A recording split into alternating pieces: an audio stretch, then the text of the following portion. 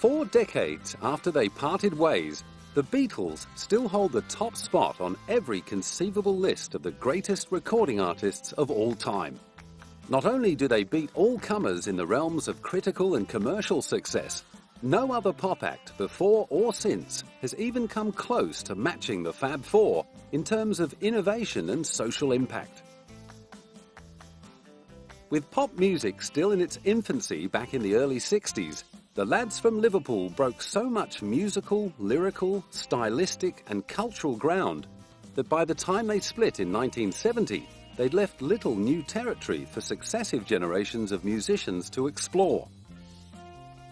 As well as through their own catalogue of recordings, which continue to attract new fans every year, the Beatles have lived on through the legacy of their unmistakable influence on music ever since.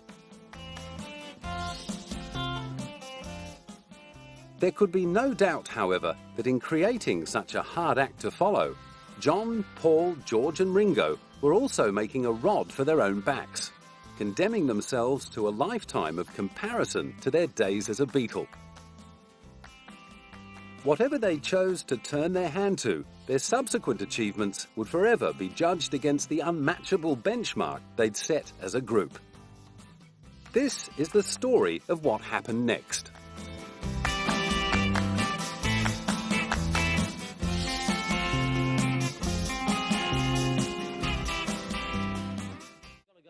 Often referred to as the first Beatle, John Lennon, along with his wife Yoko Ono, has often been blamed for the breakup of the supergroup. The story goes that after meeting Yoko at one of her exhibitions in 1966, John became more and more infatuated with the Japanese-American conceptual artist. They began an affair in 1968, bringing about John's divorce from his first wife, Cynthia. From then on, he and Yoko were joined at the hip, frequently appearing in interviews together, like this one, in which they extolled the virtues of a form of expression known as howling. Communicate with you, and there, you don't intellectualize communication, you just howl, But how does a howl... I think that's an expression that's not so intellectualized as words, It's just like... pure sound. Show me Pure sound. Well, anything. That's howling. Something like that. Not only did they record their own avant-garde music together, John also insisted that Yoko be allowed artistic input into the Beatles recordings, widening the cracks that had already begun to appear within the band. In 1969, John and Yoko formed the Plastic Ono Band, which included Eric Clapton on lead guitar. The rapturous reception they received at that year's Toronto Rock and Roll Revival and the success of their anti-war anthem, Give Peace a Chance, which was written during John and Yoko's famous bed-in honeymoon, consolidated John's decision to leave the Beatles. Despite subsequent renegotiations of a new contract, it was all over bar the shouting, and John was already well on his way to a successful solo career. The following year, he explored the pain of losing his mother and splitting from the Beatles in John Lennon Plastic Ono Band, which featured the song Working Class Hero, complete with the famous expletive that saw it banned from BBC Radio. The change in artistic direction came with a new haircut, which saw him casting off his famous flowing locks and sporting a short back and sides. We just got cheesed off with it, It was getting in my ears. It's just the same way I grew it, I just felt like having it. Now I feel like having it short. It's for the new year, We wanted a new year head, I don't want to sound unkind, but don't you think that this may have been construed as just another Lennon stunt? Well, we tried to keep it quiet. I don't care. It came useful for this, Like more stunts like that? Yeah, more stunts the better. But when we cut it, we didn't think of that. We were just cutting it in private in the farmhouse. And I asked the chick that cut it to be quiet, and she lasted 3 days before she broke the news. Because I could have driven around Europe, you see, in disguise. Nobody would have known, but she just couldn't keep her mouth shut. Being granted the luxury of anonymity was just one of the hopes John Lennon held for the future. In the title track of his 1971 album, Imagine, he listed many more. Written as a plea for world peace, the song would quickly go on to become his signature tune, and remains by far the most popular of all his solo works.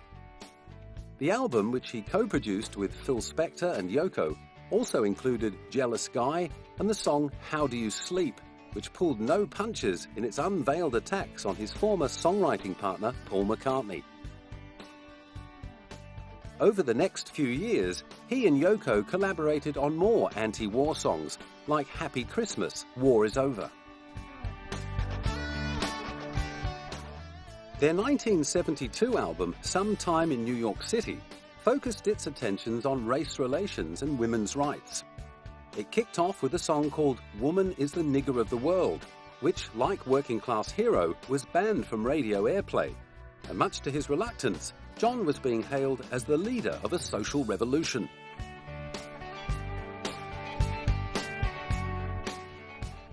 In between releasing his own singles and albums and his work with Yoko, John collaborated with a host of other artists. As well as writing songs for Ringo Starr, he produced Mick Jagger's song Too Many Cooks Spoil the Soup and co-wrote David Bowie's first US #1 single, Fame. He also scored his own US #1 with Whatever Gets You Through the Night, which featured Elton John on backing vocals and piano. But while things were ticking away nicely on the professional front, John's home life was far from settled. The relationship with Yoko had become very strained in the wake of their 1968 arrest for possession of cannabis resin, with John facing almost certain deportation from the United States. He began drinking heavily, while Yoko became more and more focused on her work. In 1973, Yoko decided they should separate for a while and suggested John take up with their personal assistant, May Pang. He and May ended up living together in LA for an 18-month period that John subsequently referred to as his lost weekend. Long believed to be a bleak period in John's life, involving booze-filled recording sessions and altercations with other musicians, May contends they shared plenty of happy times together and recently decided to release a collection of photographs in an exhibition called Time Remembered. People think he was a very depressed, very down and out and drunk all the time. And I started thinking about it, and I said, you know, maybe it is time. Because it's not only for me, but, you know, the myth has to be broken about that time period. And I thought it's also for him. During his time out from Yoko, John took the opportunity to get reacquainted with his son Julian from his first marriage to Cynthia and made up with Paul McCartney. For May, narrowing down photos of their time together proved a big challenge. I only chose 9 because that was John's number 9, and I thought, you know what, I don't want to do more than 9. I just want to keep that going. I think we got a good selection this year, and then next year will be a different 9, or something else comes out and goes in. By 1975, it was out with May Pang and back in with Yoko Ono. In October, Yoko gave birth to their son Sean, and John became a virtual recluse, retiring from music and playing stay-at-home father to Sean at the Dakota in New York. Away from the recording studio, he indulged himself in another of his many creative talents, drawing. Long before becoming a musical legend, John had studied art in his native Liverpool, and he continued to draw throughout his career with the Beatles, adopting a more sparse style of line drawing. He did his first collection as a wedding gift for Yoko Ono when they got married, and that went on exhibition in London just after the wedding, and that was raided by the police for obscenity. So that was the end of that exhibition. At a much more recent exhibition of his work, gallery owner Judith Nipkin was particularly struck by the artist's whimsical humour. I don't think it's possible to separate the man from the art. I think it's John Lennon. I think the art is great. They're amusing. They're just a few lines, and you've got these wonderful pictures, these wonderful images. And I think it's a piece of history. It's a piece of social history. After 5 years of silence, John finally headed back into the studio with Yoko. Legend has it that he'd been happy to sit back as long as Paul McCartney was producing, as he put it, garbage. But upon hearing Paul's single Coming Up, he confessed he couldn't get the song out of his head and felt compelled to get back to work. The resulting 1980 album was billed as his comeback.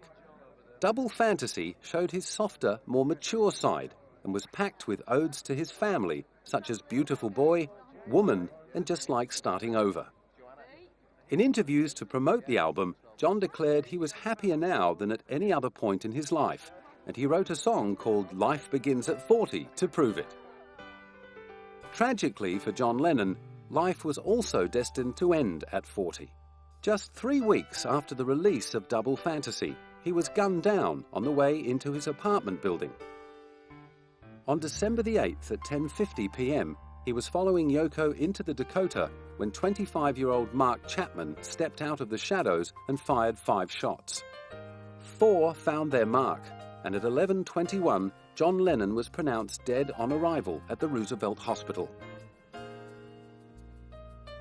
Just 6 hours earlier, he had unwittingly handed his murderer an autographed copy of Double Fantasy on his way out to the recording studio.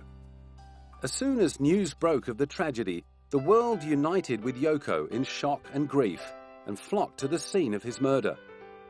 The following day, she issued a statement explaining that there would be no funeral, saying John loved and prayed for the human race. Please do the same for him. Love, Yoko and Sean. Vigils took place around the world the following Sunday, the largest of which saw some 100,000 mourners observing a 10-minute silence in New York's Central Park. Every year since then, fans have been gathering outside the imagined circle at Strawberry Fields in Central Park to pay tribute to their hero and his message of peace. Mark Chapman was convicted of second-degree murder and sentenced to 20 years to life. He since applied for parole 5 times, claiming to be over his delusions. So far, however, his appeals have been denied by the parole board, perhaps as much for his own protection as for that of the general public. I think for Mr. Chapman's own safety, it might be a good idea for him to stay, in prison, because there's a lot of people who are more of Lennon fans than we are that could take that to extremes, and his life could be in danger. I think that he really needs to actually stay in there. Let him suffer. Let him suffer the way and let him feel the hurt that everyone else felt when John Lennon was killed. Meanwhile, Yoko has remained true to the message of peace and love she and John epitomized with their bed-ins 40 years ago. Having forgiven Mark Chapman for murdering her soulmate, she recently reflected upon what John would have thought of the world today. Well, he would have been very upset that it's suddenly a very violent world again. He was a peacenik, But I think that he would have been excited about the internet, website, all that. And as fans gathered to mark the 25th anniversary of his death in New York, she was cheered by the obvious immortality of his widespread influence. I think the whole world, not just the musicians, are totally influenced by his thoughts, his music, and good for the world, actually. It's great. Yeah. On a personal level, however, there's no doubt that she still misses him terribly. Would have been loving. It's just that, when I hear Grows With Me, that's the one that chokes me up because, he was saying Grows With Me to me, and well, now he's saying to everybody, I suppose, to the world, so that's good. After waking to the news of John Lennon's death on the morning of December 9th, 1980, Paul McCartney holed himself up in an Oxford Street studio in London and spent the day listening to music. When he emerged later that evening, he was swamped by reporters clamouring for his reaction to John's death. Clearly drained and uncomfortable with all the attention, he replied that he was shocked at the terrible news and added the comment, "It's a drag, isn't it?" which instantly earned him a pasting in the press. Paul later confessed that he regretted the remark, claiming that he had intended no disrespect, but that he had been at a loss for words. Started off in The tragic passing of his former songwriting partner had temporarily silenced an artist who was on his way to becoming the most successful musician and composer in popular music history. With more number ones over the course of his 45-year career than any other artist. Just 1 year earlier, the Guinness Book of Records had honoured his achievements with the presentation of a rhodium disc. But even then, he'd seemed ill at ease with members of the press. The award covers a period of 16 years, something like that. Would you briefly just sort of go through those 16 years and tell me a few of the highlights for you? No. I mean, we've all got our own personal memories. 16 years you want me to go through? No, just pick out one or two of the highlights, Paul. Of the highlights of my career? The things that as we see it the things today. that stand out in your own memory. Meeting Jimmy Savile in the back of a van and hearing about his army exploits. That was a big one. Meeting the Queen. Come on, be sensible now. That's right. 16 years, I don't know. Going to America the first time, getting a number one in America. Going on our last tour with Wings to America and playing Seattle Kingdom in front of like about 67,000 people. Couldn't see one of them. And meeting you has been basically the high spot of the whole 16 years, actually. When we look at your... Perhaps his reluctance to hobnob with the media could be traced back to his much-publicised split from the Beatles. Although John, George and Ringo all voiced their intentions to quit the band over the course of the late 60s, it was Paul who officially banged the nail in the coffin by announcing their breakup on April 10, 1970, just 1 week ahead of the release of his first solo album, McCartney. He was also the driving force behind the legal dissolution of the Beatles partnership. As the reason for his departure, Paul cited personal differences, business differences, and musical differences, but most of all, he claimed, because he had a better time with his family. Press manager Derek Taylor was immediately put on the spot. Now, does this mean a business or emotional split within the Beatles? I should think a bit of both. But I think it's more of a break. He answers himself that he doesn't know whether it's temporary or permanent. That's the truth. I think none of us know that. Aside from the personal and creative rifts that had been opening up within the band, one of Paul's biggest bones of contention was the appointment of Alan Klein as business manager of the band's record company, Apple. Alan Klein's name is mentioned, and Alan Klein is definitely disowned in this question and answer. By Paul. Because he doesn't like Alan. Why doesn't he like I don't know, but he doesn't. Apparently, Paul had never trusted the abrasive New Yorker, despite the fact that Klein had renegotiated the Beatles' contract with EMI, handing them the highest royalties ever granted to an artist at the time. Meanwhile, the tough-talking Klein wasn't flinching.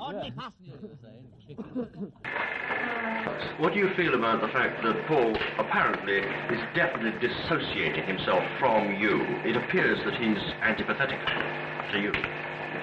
Well, it's never pleasant when someone appears not to like you. I think his reasons are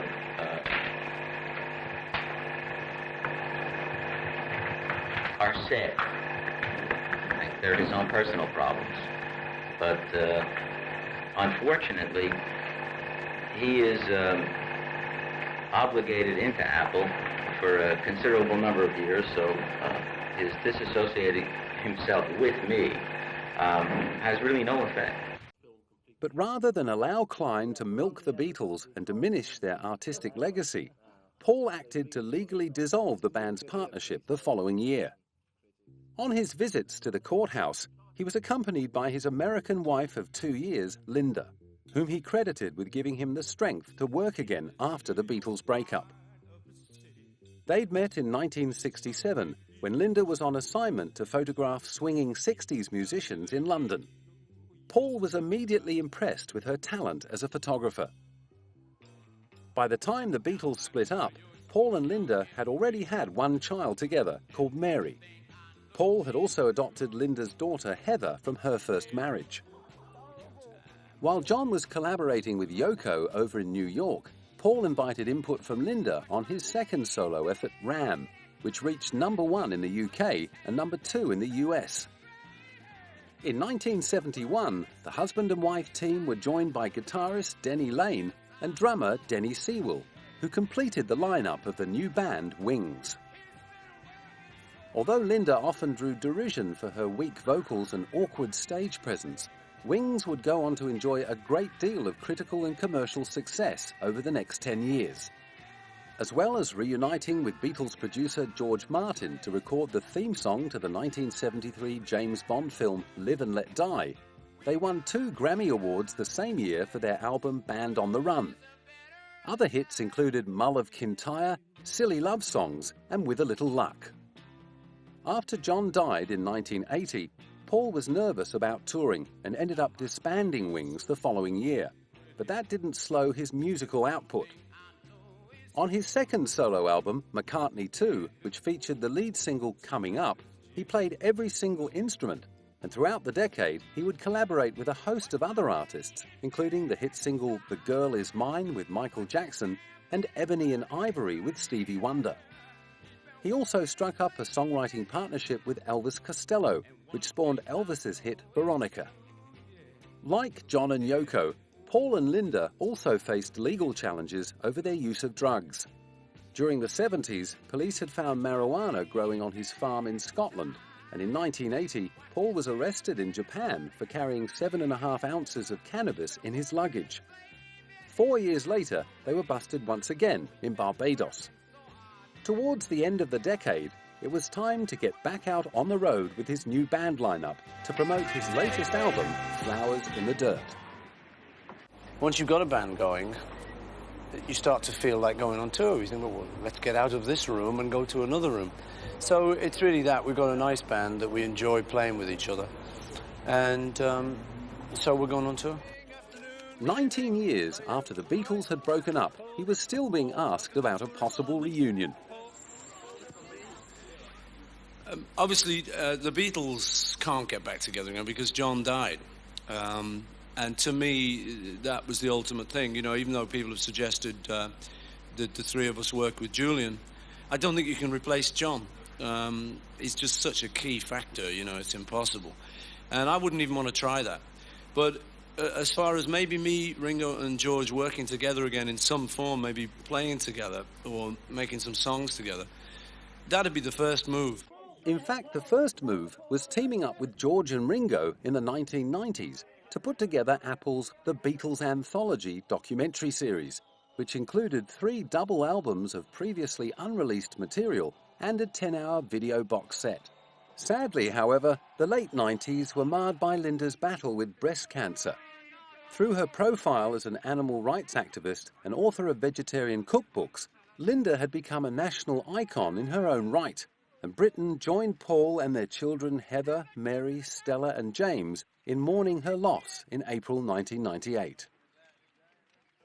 The same British public were left reeling less than 2 years later when Paul, or rather Sir Paul, was spotted squiring former model Heather Mills to several public events. Clearly besotted with the anti-landmine campaigner, he ignored the public outcry and pressed ahead with the courtship, much to the well-publicised disgust of his designer daughter Stella, who was just 3 years younger than Heather.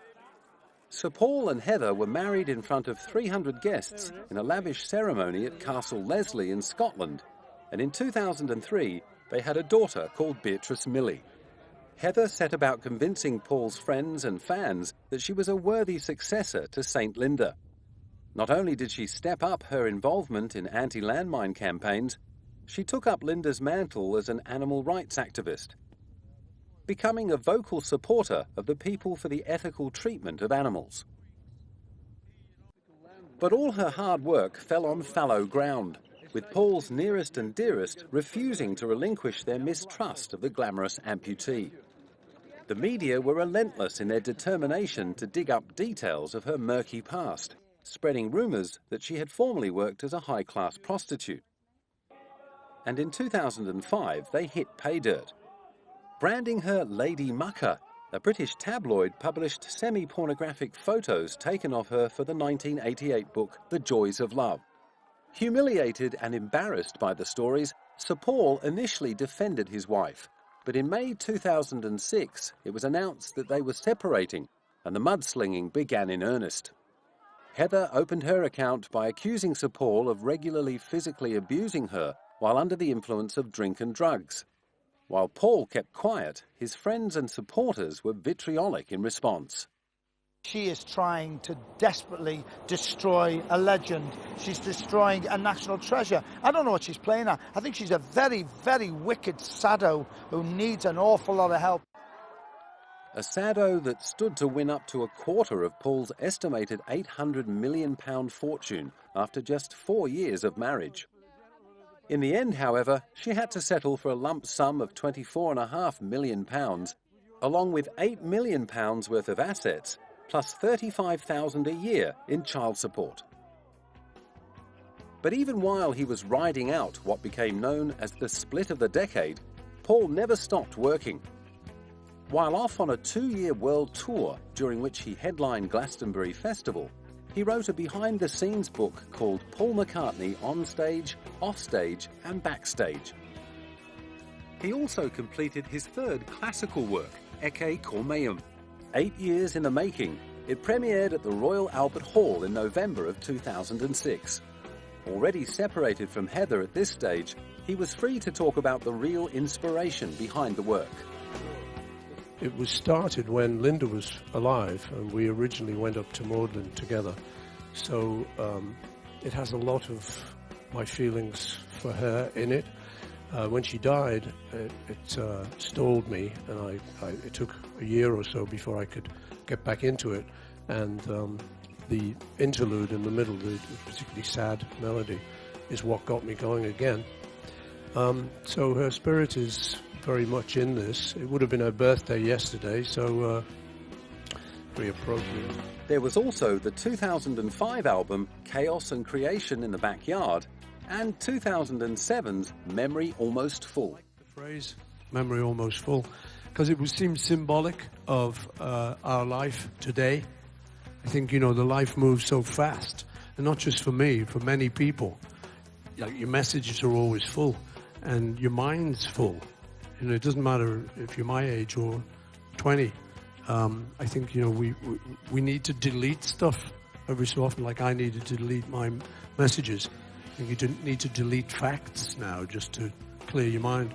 So that was what appealed to me. I thought it was like symbolic of how we live. So it's not really to do with my memory. And on the promotional trail of his 22nd solo album, he proved he could still pull in the screaming fans. Yeah, these are tears of happiness. I love Paul McCartney, and I can't believe I'm actually going to meet him. So it's all tears of happiness, yes.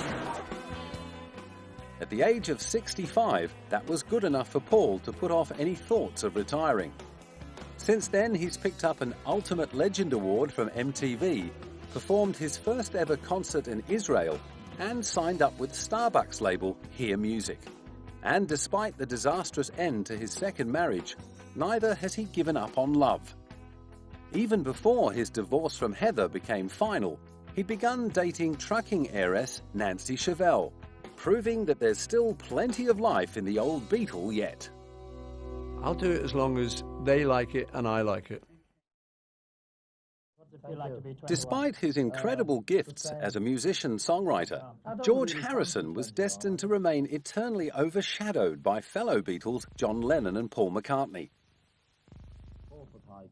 Maybe this was due to him being the most junior member of the group, or perhaps it had more to do with his famously shy nature, which earned him the nickname the Quiet Beatle. Towards the end of the 60s, however, George's songwriting talents were garnering more and more recognition. His song Something was covered by Frank Sinatra, who declared it one of the greatest songs of the last 20 years.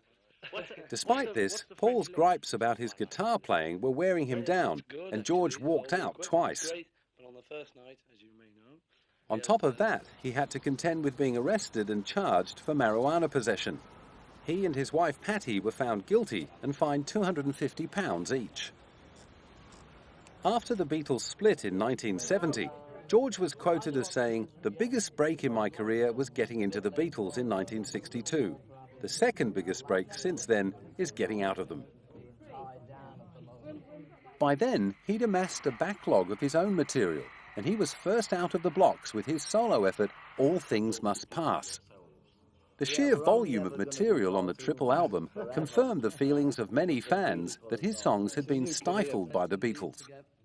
All Things Must Pass was a massive hit, but one of the most famous songs of the album, My Sweet Lord, got him into legal trouble because of its similarity to the 1963 Chiffons hit, He's So Fine. He was sued for copyright infringement. George denied deliberately stealing the song, but he ended up losing the case in 1976. The battle over damages dragged on until the 1990s. Meanwhile, he remained steeped in the Indian culture and Hinduism he'd embraced in the late 60s. As well as studying meditation with Maharishi Mahesh Yogi, along with the rest of the band, he developed a close friendship with sitar player Ravi Shankar and recorded a film score in Bombay. In 1971, he and Ravi organized what is now recognized as the first major charity concert.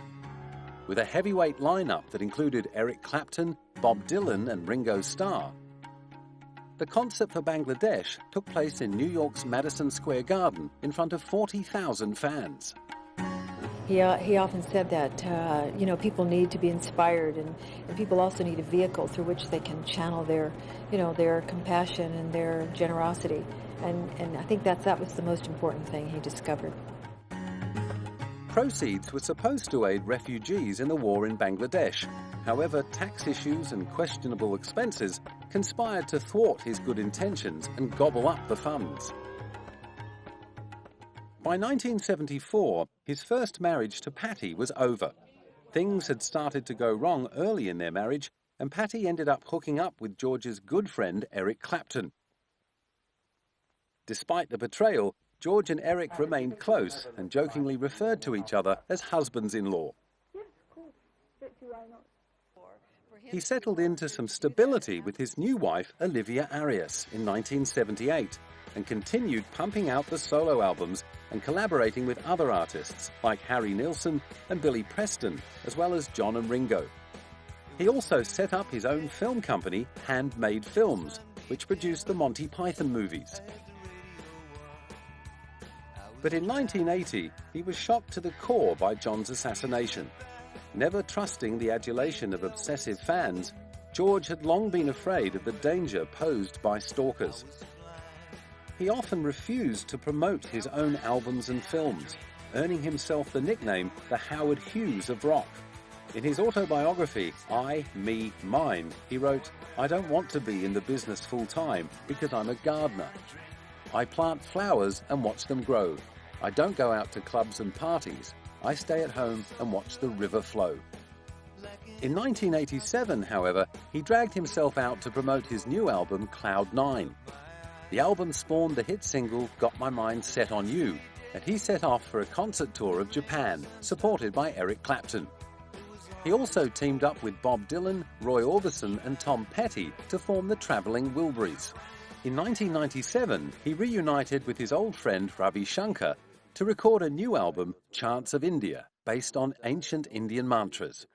It was just a great excuse to be able to surround myself with these great musicians and the great words that are being said in this Sanskrit, because it was quite a blessing, really. And so it is a spiritual experience, but it's all down to the individual, what you can manifest within yourself as to the value of anything.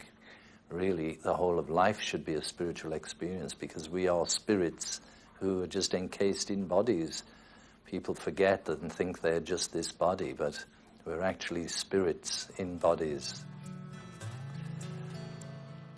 Then suddenly, 2 years later, his old nightmares came back to haunt him when an intruder broke into his family home in Henley-on-Thames in England and stabbed him several times.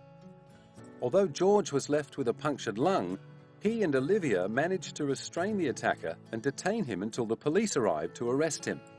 In court, 33-year-old Michael Abram claimed he was possessed by George and had been on a mission from God to kill him. In the end, Abram was acquitted on the grounds of insanity. Despite his bravery in the face of such danger, George was so traumatized by the event that he rarely ventured out in public again. Whether or not his injuries contributed to the re-emergence of the cancer that had first shown up in 1997 is a matter of speculation. A former heavy smoker, the disease was first diagnosed in his throat, and he ended up having growths removed from his throat and then his lungs. It's going to have the potential to spread. One of the areas it can spread to is the lung, another is the brain. If it's a separate cancer in the lung, that too can spread on its own to the brain. But it's likely that they're related, and the more cancer you have, the more difficult it is to treat, I'm afraid. But by 2001, the cancer had returned, spreading to his brain. Despite aggressive treatment, the tumour was found to be terminal, giving George just enough time to work on songs with his son Dhani that were released as the album Brainwashed after his death. He spent the final months with his family and died in Hollywood Hills on the 29th of November 2001 at the age of 58. His dying request was that his ashes be scattered in the river Ganges, and after his death, his family released this statement. He left this world as he lived in it, conscious of God, fearless of death, and at peace, surrounded by family and friends. Flowers and tributes from fans started pouring in. I will just think of how he had such an effect on my life, and not how not how his life was ended, but more so how important his music was for our culture and for the world. I love him because he cared about the environment. I love him for his music. He brought joy to my heart and many other people's hearts starting in 1964, and I thank him for that. And he wasn't about to be forgotten. First, there was the memorial concert in his honor on the first anniversary of his death, which raised money for his charity, the Material World Foundation. A year later, he was ranked 21 on Rolling Stone's list of the greatest guitarists of all time. And in 2004, he was inducted as a solo artist into the Rock and Roll Hall of Fame. Then in 2005, George's widow, Olivia, staged a star-studded launch of the DVD of his 1971 concert for Bangladesh. Because, musically it is a little bit of history, because it's one of those things you'll never get those guys together again. And so it's important, I think. And the legacy? And the show was great.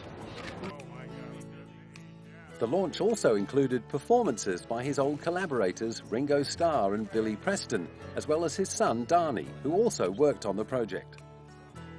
Finally, in April 2009, he was posthumously awarded his own star on the Hollywood Walk of Fame. Alongside Paul McCartney, celebrities queuing up to pay George their respects were Monty Python member Eric Idle and film star Tom Hanks.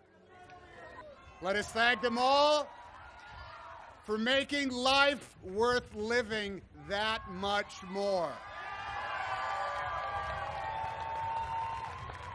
Every record was an event. Every cut was an opera. The entire story told ours. All things must pass, sure, but George is going to live forever. Thank you very much.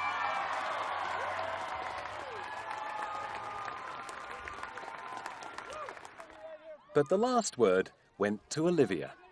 We all have deep feelings for George because he was such a deep-feeling person. Once you met him, you couldn't help but be drawn into his world.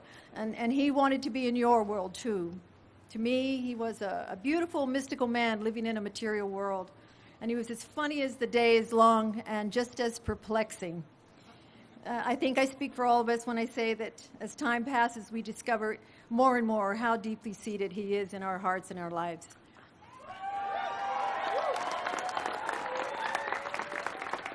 So, thank you, everyone. George, this day is for you.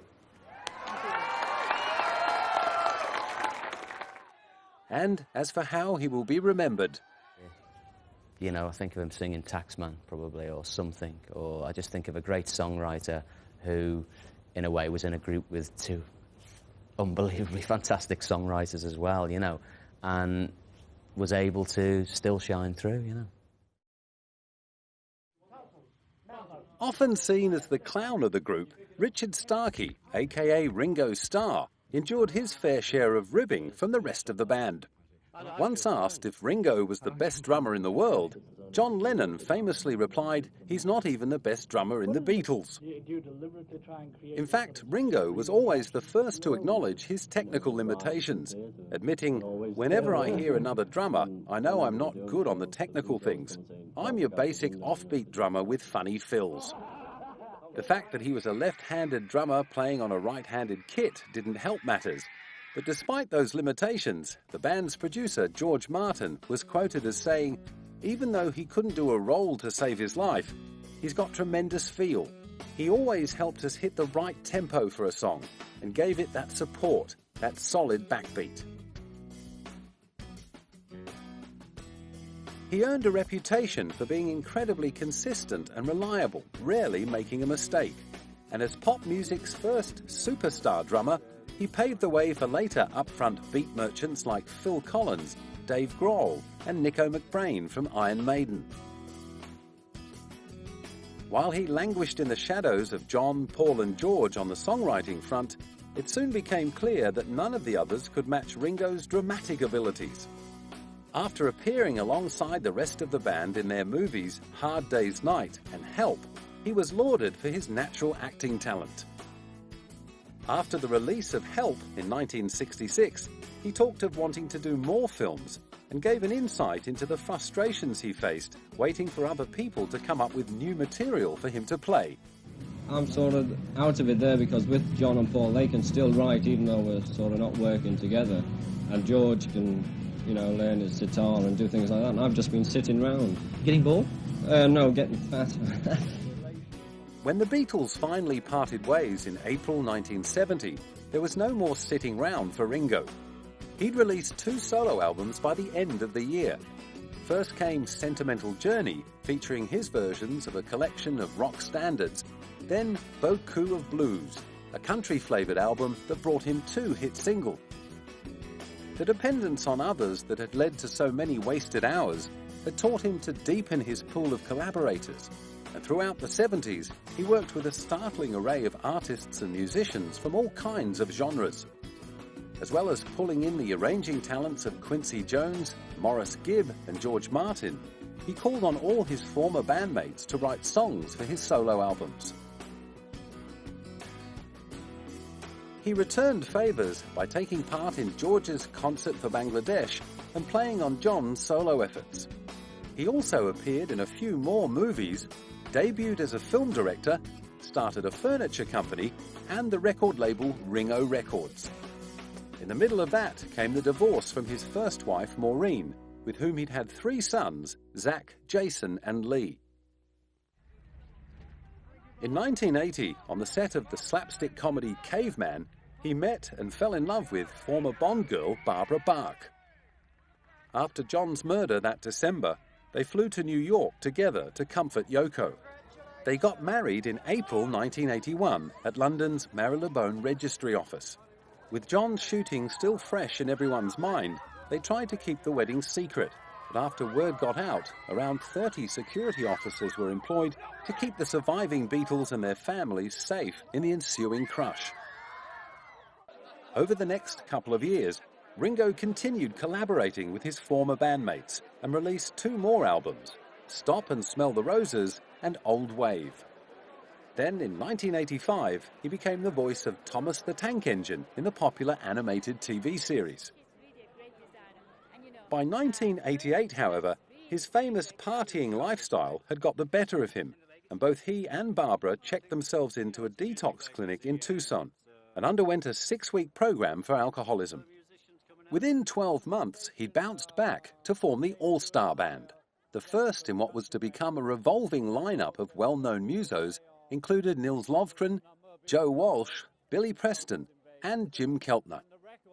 Todd Rundgren, Howard Jones, John Entwistle, Peter Frampton, Richard Marx, Colin Hay, and Ringo's drummer son Zach have been some of the All-Star Band's most notable inclusions. I feel blessed that, I get the opportunity to play with these youngsters And, you know, I feel blessed to play with all musicians, really, and I'm blessed that I'm still playing. So I think you, more than us, deal with the youngsters and the oldies, you know.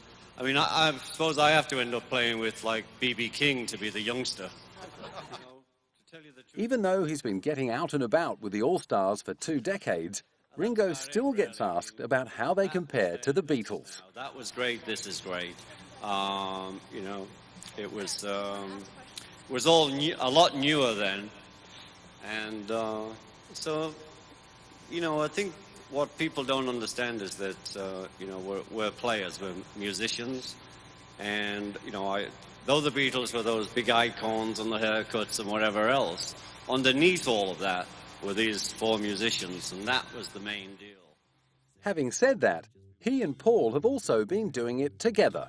Over the past few years, they have worked on a number of Beatles projects, including 2007's collaboration with Cirque du Soleil. People tell me there ain't no use in trying. To provide the soundtrack to the show Love, George Martin and his son Giles took the entire Beatles catalogue from tape and used these original recordings to create a sound bed that covered the whole Beatles' lifespan in a very condensed period. The most exciting thing for me was the width and the breadth of the brief that they gave me. They said you can do anything you like. You can go through all the Beatle tapes and use any bit of it you like. They gave me carte blanche. And when I told Giles about this, I said, you've got to work with me on this. And he got excited about it too. And it was a responsible thing, of course, because you're doing outlandish things that you hope the people will approve of, and you're wondering whether you've gone too far. The launch of the spectacular show was marked by a special dedication ceremony for John and George.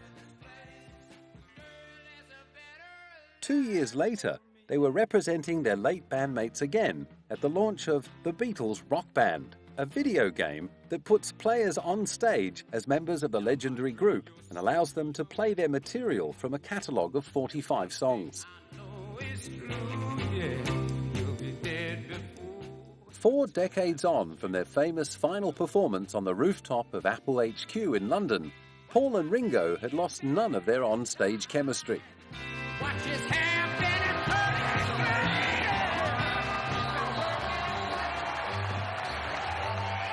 Good morning, everybody.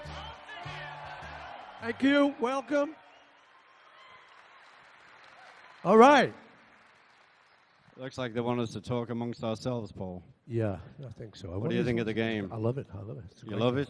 Yeah. I Okay. can't play it. Thank you. Thank you very much. No. Say a bit more. Say a bit more. Yeah.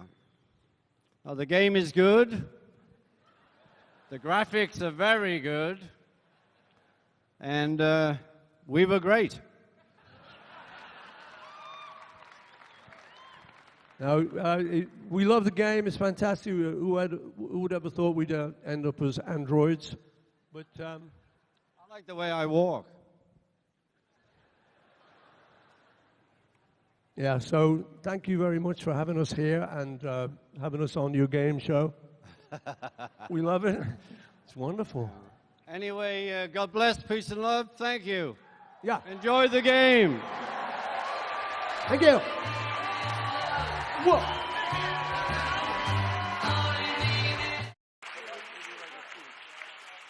Aside from touring with the All-Star Band and turning out for never-ending Beatles-related launches, Ringo also recently threw himself into an ambitious collaboration with ex-Eurythmic Dave Stewart. Their album, Liverpool 8, coincided with the start of a year of events in Ringo's hometown to highlight its growing cultural importance. He and Dave kicked off the city's year-long celebrations with a concert on the roof of St. George's Hall in the city centre. The next night, Ringo was due to take centre stage again in Liverpool the Musical at the brand new Echo Arena. All of that. Well, so far it's great. You know, it's a brand new arena. It's cool. We can't really do any It's the best arena in Liverpool. And Ringo's fellow Liverpudlians agreed he still had what it took to get the crowd going. We've had a really good night. It's been absolutely brilliant. Ringo Starr was really good. Fast approaching the big 7-0, Ringo was finding himself busier than ever. So busy, in fact, that he decided to put an end to signing autographs. In a message posted on ringostarr.com in October 2008, he declared, "I'm warning you with peace and love. I have too much to do, so no more fan mail. Thank you, and no objects to be signed. Nothing. Anyway, peace and love, peace and love." And in the words of the Beatles' final album, let it be.